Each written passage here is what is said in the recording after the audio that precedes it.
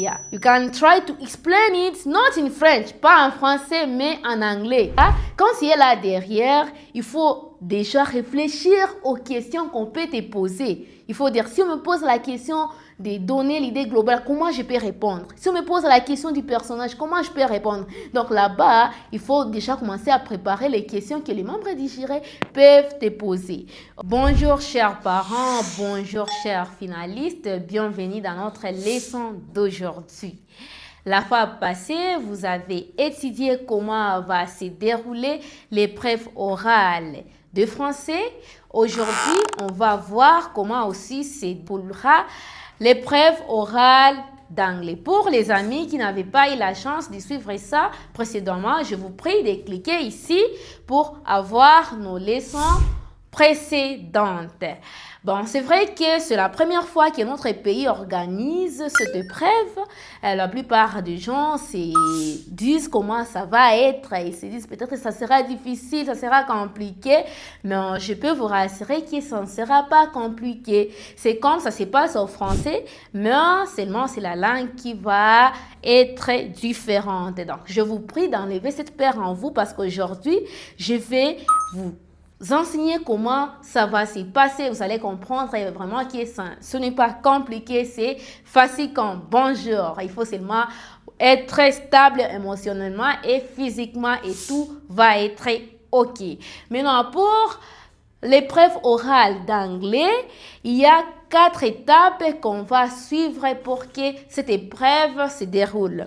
Il y a d'abord Reading for Comprehension, que vous appelez en français la lecture silencieuse. Nous avons aussi Enlargement. Ce sont des questions en dehors du texte, mais qui ont des rapports avec quoi? Les tests. On a aussi les vocabulaires. Ce sont les mots nouveaux tirés dans les textes que vous aurez à choisir. Il y a aussi la grammaire. Ça rassemble donc la nature de chaque mot dans les textes. On voit ici, vous voyez qu'il y a la présentation. Il y a celui qui va se demander, mais pourquoi on écrit la présentation? La présentation ne fait pas partie des étapes, elle est seulement comme un sous-point. Parce que vous savez, dans toute chose, les premières impressions sont toujours les meilleures. C'est pour cela qu'on doit se rassurer de se présenter avant de commencer toute activité. Dans la présentation, il y a celui qui va me demander mais comment ça se passe. La présentation, vous pouvez soit être à l'extérieur avec vos camarades en train de discuter, comment vous allez répondre aux questions. Maintenant, l'enseignant peut t'appeler pour entrer. En t'appelant, il faut d'abord toquer parce que là-bas, il faut être très poli. Tu toques d'abord à la porte, quand on te dit entre, tu entres.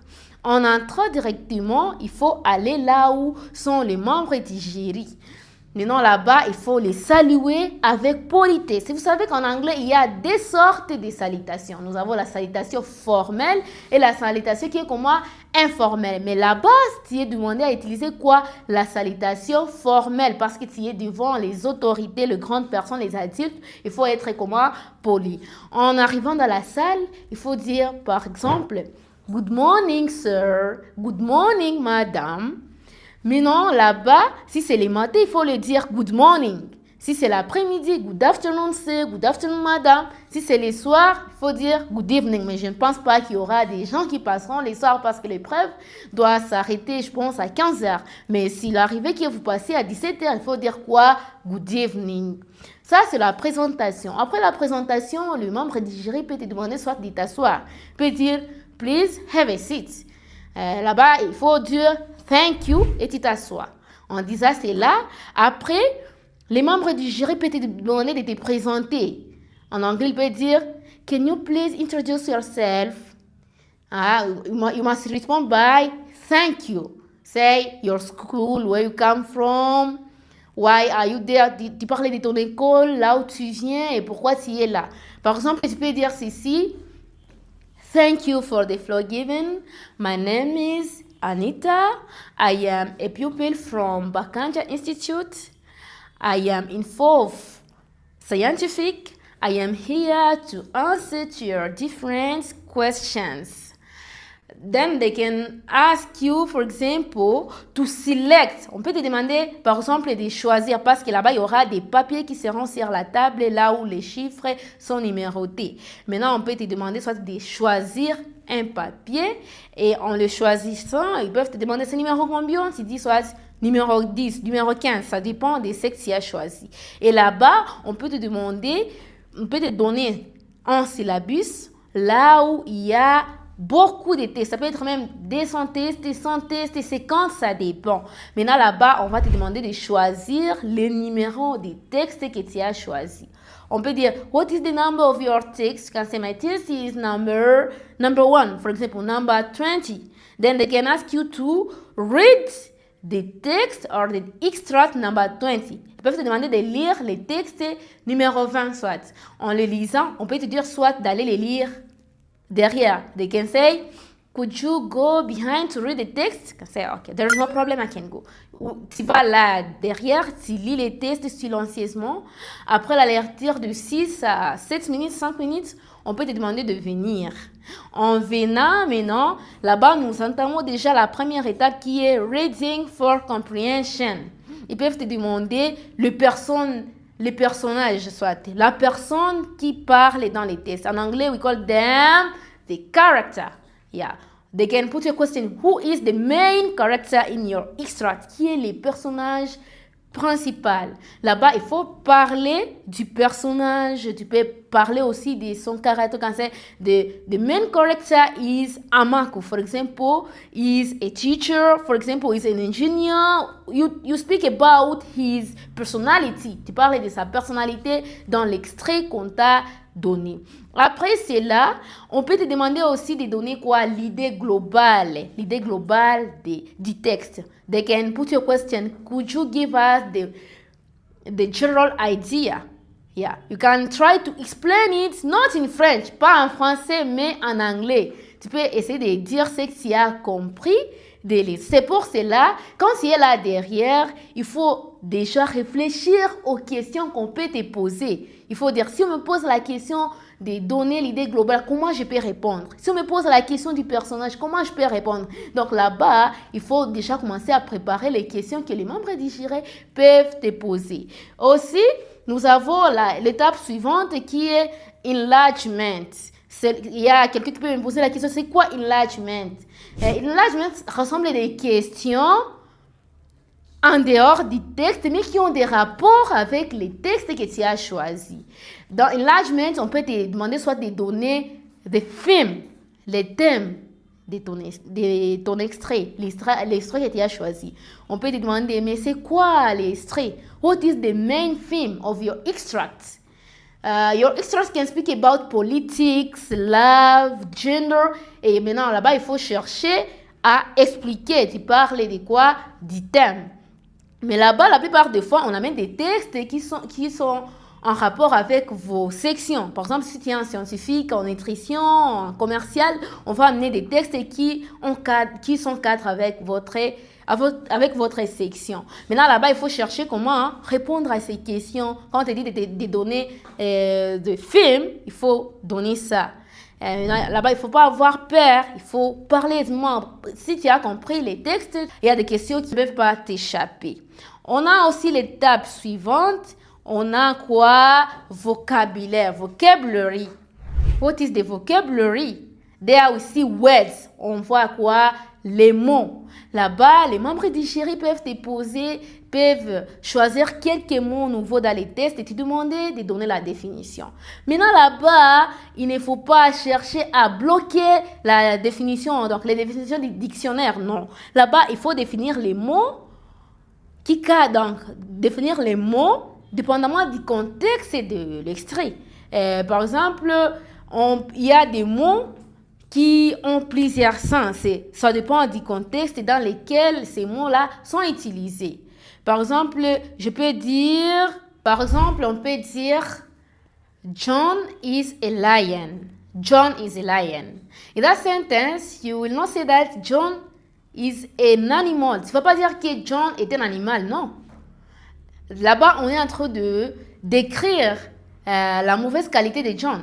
John is a lion, it means lion doesn't symbolize an animal, ça ne symbolise pas l'animal, plutôt ça symbolise la mauvaise qualité. Là-bas, lion peut signifier sévère. On peut dire John est sévère, John est méchant. Donc là-bas, quand on te dit, donne l'essence des mots, John is a lion, maybe I can write, say, John is a lion. There is somebody who can think that John is an animal, he walks like a lion. No, there they are describing the quality, the bad quality of John. Here, lion can symbolize, for example, somebody who is severe. Say severe. So, somebody who is not kind. For example, we can say even dangerous. Dangerous. You understand that here the meaning depends on the context. Lion doesn't mean animal, but it means severe or dangerous. Le sens du mot dépend quoi? Du contexte dans lequel le mot est utilisé. Donc, les sens que vous allez donner au mot doivent cadrer avec le contexte de l'extrait que tu as choisi. Ici, nous passons directement aux grammaires. Il y a celui qui va me poser la question, mais comment ça va se passer? C'est comme toujours dans les français, sauf que la langue est différente. Et là-bas, nous sommes en anglais, là, c'est en français. Avec la grammaire, je vais dire, là-bas, on peut soit donner une phrase. On peut dire, par exemple, for example, DRC is a big country. DRC is a big country. They can ask you to underline, for example, big. You can underline big. They can put you a question. What is the grammatical class of big? I know that you know that you're mature enough. You're in fourth form. You cannot forget it. But let me help you. Here, big is an adjective. You can say big is an adjective. They can also put you a question to know the grammatical class of country. For example, country. Here you're going to say that country is a noun.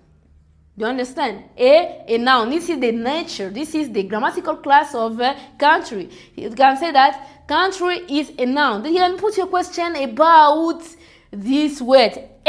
What is it? You can say that is what? A is a determiner. Say here is a determiner. But there are some people who can say also it is an article. There is no problem. You can say it is an article, it's a determiner. There is no problem. But a good nature of A is a determiner. Okay, they can also put your question to know the grammatical class of is. What is it? Is, you know it. It is from 7th form. Is the verb to be. Can say it's a verb. Can put you a question. Which verb? The verb to be in simple present. They can also want to know the tenses.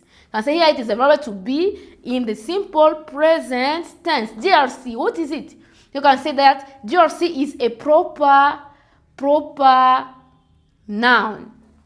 Ok, thank you for today. Merci de nous avoir suivis. Si vous voulez nous poser des questions, veuillez les écrire dans les commentaires. Et pour ceux qui souhaiteraient suivre nos leçons d'anglais, veuillez cliquer ici pour nos leçons suivantes.